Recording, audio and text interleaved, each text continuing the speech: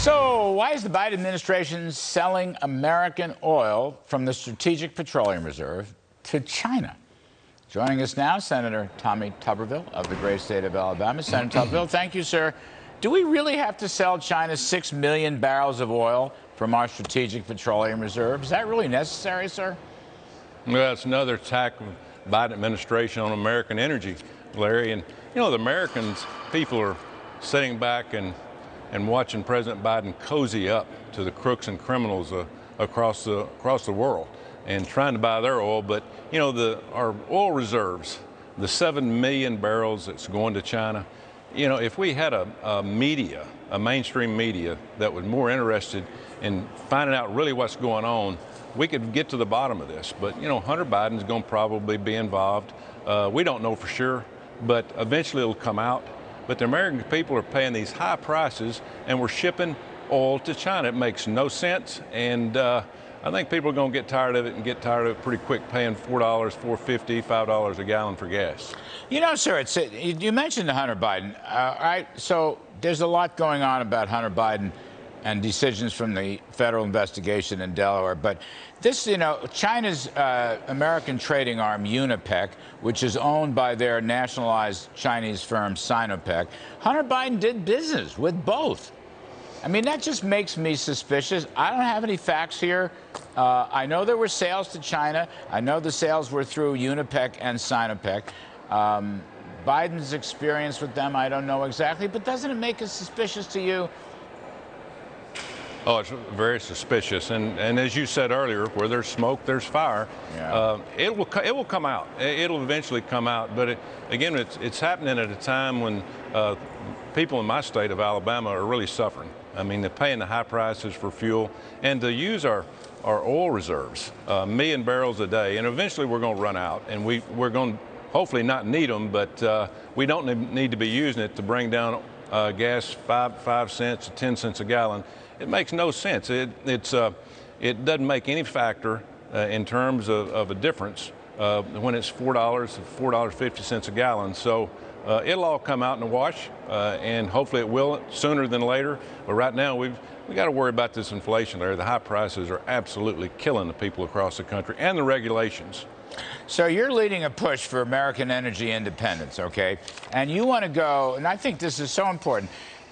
You want to focus again on the nuclear power side, which is obviously the cleanest and most renewable. Can you tell us about that, sir? Yeah, well, we get 20% of our energy from nuclear as we speak across the country. But in 1950s and 60s, Larry, we came up with a process to build a reactor and to fuel this reactor with what we call thorium uranium-233. Now, we have thorium all over this country. We can mine it ourselves. We can make uranium-233, but it was invented while we were trying to invent the atomic bomb. They found out that uranium-233 does not explode. It's safe. It's not like uranium-235. But they come out with a process of fueling these small reactors that are very inexpensive. They're safe. They're clean. And we had all this technology.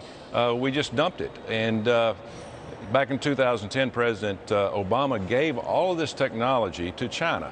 He might have done it for the right reason. He did it for the right reasons, I guess, because they had so many coal-fired plants. They said maybe they can use this. Well, they took it and ran with it, and now they're starting to build their own uranium-233 salt reactors. And they'll probably end up using it on their Belt and Road Initiative. And when they do that, they're going to be way ahead of us. But we need to be using this technology as we speak. They're clean, they're effective. It takes about half the time to build. And again, if we're looking for clean energy, we better have a plan. Right now, the Biden administration does not have a plan past oil and gas other than wind and solar. And we all know that's not going to work. You might get 5%. But we've got to find ways to help out with oil and gas. We will eventually go back to fossil fuels. You know that. I know that. We can't do without it. You can't run our economy, the economy that we have, without it. So eventually we'll go back to it. But why not get into the salt thorium reactors? And we're trying to pull this out of the mothballs, trying to get people to listen. And in the NDAA this year, I got a study funded to the Department of Defense to look into this, and hopefully it'll kickstart the process of getting back to uranium-233. Senator, last 30 seconds. Does the Green New Deal, climate activism from the Bidens, include these smaller nuclear installations? No, they haven't even thought about it. It's there.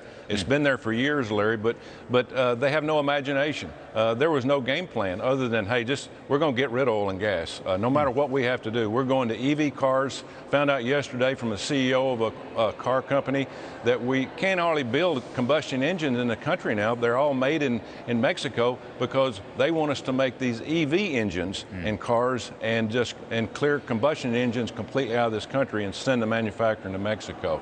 That's their plan. You know that, and I know that, and hopefully we can stir it all up and as you said, wait till the cavalry arrives. Yeah, cavalry's coming. I mean, their hostility to nuclear stuff shows you how phony this whole Green New Deal renewable stuff really is. I mean, that's the word, Larry. It's just so phony and fraudulent. Anyway, Senator Tommy Tuberville, as always, sir, thanks very much for coming on.